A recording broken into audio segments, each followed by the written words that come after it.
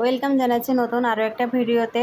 আজকে আমি আপনাদেরকে দেখাবো গরুর ভুঁড়ি বা পট কীভাবে রান্না করতে হয়। তার জন্য পেঁয়াজ রসুন এখানে আমি কেটে নিয়েছি এবং ভুঁড়িটাও ছোট ছোট টুকরো করে কেটে নিয়েছি। কিভাবে কাটতে হয় আশা করি প্রত্যেকটা গৃহিণীর জানা আছে।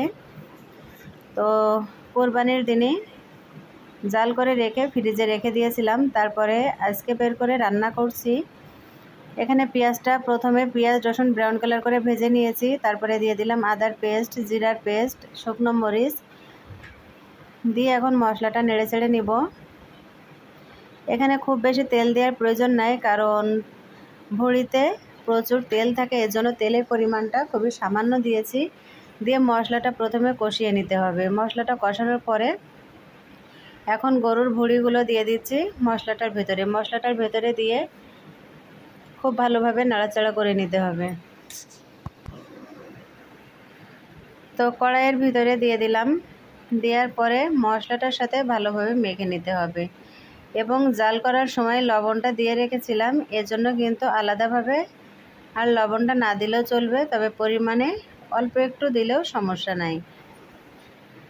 এখন সব চর্বিগুলোও দিয়ে দিলাম। প্রথমে কিন্তু আমি নেড়ে চেড়ে নিয়েছিলাম ভুঁড়িটা, তারপরে চর্বিটা দিয়ে দিলাম। দিয়ে এখন মশলাটার সাথে খুব ভালোভাবে নেড়ে চেড়ে নিচ্ছি। আর এক হাতে ফোন ধরে রেখেছি আর এক হাত দিয়ে নাড়াচাড়া করছি, এজন্য একটু ক্যামেরাটা নড়ানড়ি করছে। তো এভাবে মিনিট 10 আমি নাড়াচাড়া করে নিচ্ছি। হলুদের পরিমাণটা একটু কম করে দিলাম, কারণ হলুদটা আগে থেকে দেওয়া ছিল। আর এখানে এখনও পর্যন্ত এক্সট্রা কোনো পানি দেইনি, তবে পানিটা দিতে হবে। পানি দিয়ে ভালোভাবে কষিয়ে নিতে হবে এবং যখন তেল ঝোলটা উঠতে শুরু হবে নাড়াচাড়া করতে করতে কিন্তু হয়ে যাবে।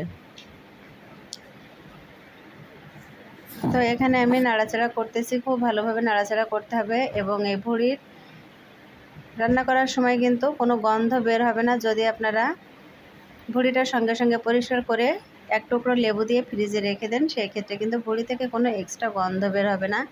এবং এখানে একটু তেজপাতা, দালচিনি, এলাচ গুঁড়ো করে দিয়ে দিবেন, তাহলে কিন্তু সুন্দর একটা ঘ্রাণ বের হবে। তো এভাবে করে আমি ভালোভাবে নেড়ে চেড়ে নিচ্ছি। এখন এখানে আমি মশলার গুঁড়োটা দিয়ে দিলাম। মশলার গুঁড়োটা দিয়ে আবারও নাড়াচাড়া শুরু করলাম। ভুঁড়িটা যত নাড়াচাড়া করবেন ততই কিন্তু মজা লাগবে। তেলের সঙ্গে যত ভাজা ভাজা হবে ততই কিন্তু মজা লাগে।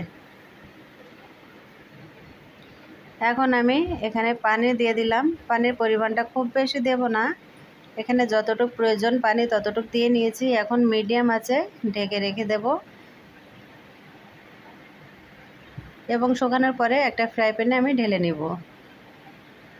এই পানিটা শুকিয়ে গেলে আমি ফ্রাই প্যানে নাড়াচাড়া করব। আর এদিকে মেয়ে কিন্তু ক্লে দিয়ে সুন্দর একটা ডেকোরেশন করেছে। আর যখন পানিটা প্রায় শুকিয়ে এসেছে সেই পর্যায়ে আলুটা দিয়ে দিলাম।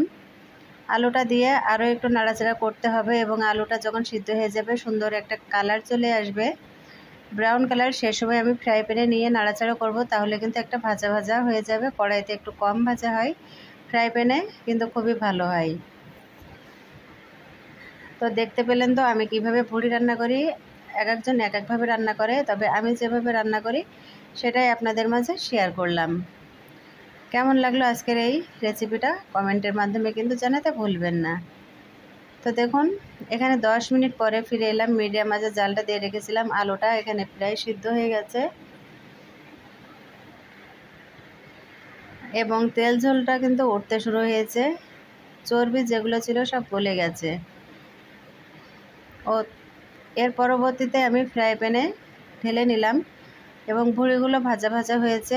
এটা কিন্তু খেতে অনেক টেস্টি, আর খাওয়ার আগে পরে একটু জ্বালিয়ে রাখবেন, তাহলে কিন্তু আরও অনেক মজা লাগবে। ভুঁড়িটা যত জ্বালাবেন ততই কিন্তু স্বাদ বাড়বে। তো আজ এ পর্যন্ত। আল্লাহ হাফেজ। আসসালামু আলাইকুম।